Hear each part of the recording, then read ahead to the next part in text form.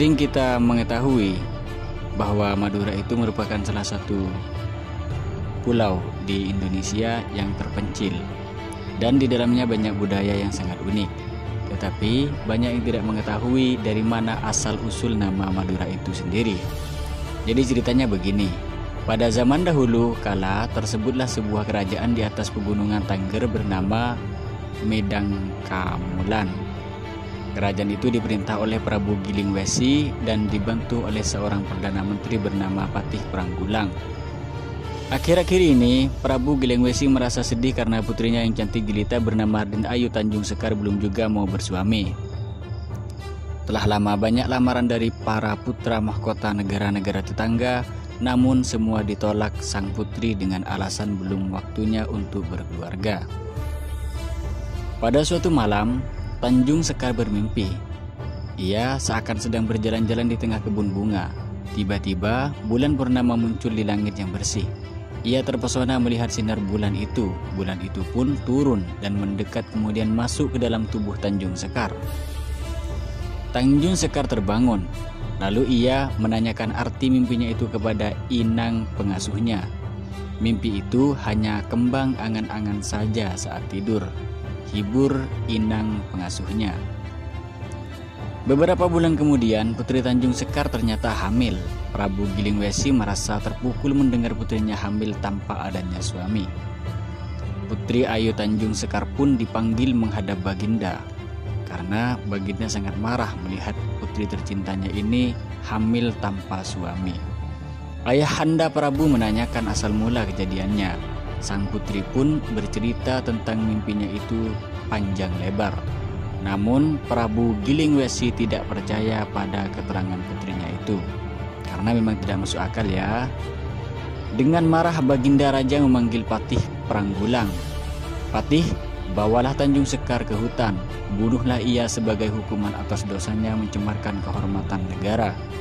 Perintah Raja kepada Patihnya. Patih Pranggulang pun membawa Tanjung Sekar ke dalam hutan. Sampailah mereka di sebuah hutan akar pinggir laut. Putri Ayu Tanjung Sekar berhenti dan duduk di atas sebuah bukit. "Aki Patih," ujar Tanjung Sekar, "silahkan hukuman mati untukku kau laksanakan.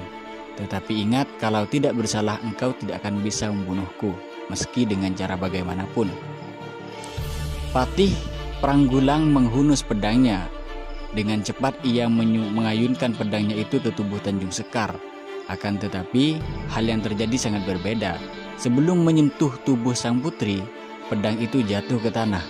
Patih Pranggulang pun memungut pedang itu kembali guna untuk memukulkannya kembali. Sewaktu diayunkan kembali ke leher sang putri, pedang itu jatuh kembali. 3 kali Patih Pranggulang melakukan hal seperti itu, tetapi selalu gagal. Akhirnya Patih Pranggulang menyimpulkan bahwa sang putri tidak bersalah. Ia pun menyembah.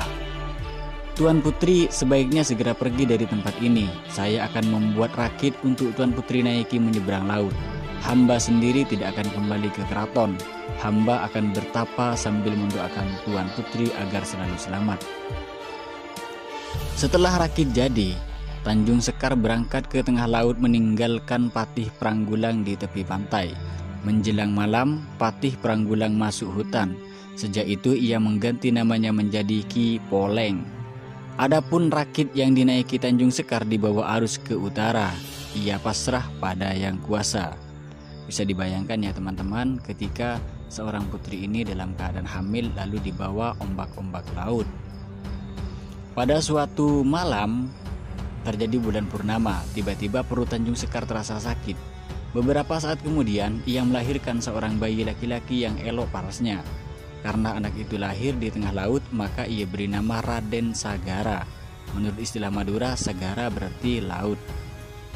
Beberapa hari kemudian, tampaklah sebuah pulau. Tanjung Sekar sangat gembira, rakit pun menepi. Tanjung Sekar segera turun ke darat sambil menggendong putranya yang baru lahir itu. Setibanya di darat terjadi keajaiban. Raden Sagara segera meloncat ke tanah sambil berlari ke sana kemari. Tubuhnya semakin besar seperti anak berumur 2 tahun yang sudah bisa berjalan. Raden Sagara dan ibunya tiba di sebuah tanah lapang yang luas. Di sudut lapang itu terdapat sebuah pohon. Pada salah satu dahannya terdapat sarang lebah yang cukup besar. Saat Raden Sagara mendekati pohon tersebut, lebah-lebah itu berterbangan menjauhi sarangnya, seakan-akan memberi kesempatan kepada Raden Sagara untuk menikmati madu. Enak ya guys. Raden segera mengambil madu dan menikmatinya bersama ibunya. Selanjutnya, Putri Ayu Tanjung Sekar bersama putranya tinggal di pulau tersebut. Kemudian tempat itu diberi nama Madura yang berasal dari kata madu era-era, artinya madu dan tanah daratan. Karena dalam bahasa Madura, ara-ara itu artinya adalah tanah yang sedang lapang, dan madu adalah sesuatu yang sangat nikmat yang timbul dari tawon. Bukan Madura itu adalah madu dan darah, tetapi madu dan tanah. Artinya Madura selalu memberikan kesejukan dalam setiap perjalanan manusia. Oke guys, marilah mampir ke Madura untuk tahu apa saja yang ada di Madura.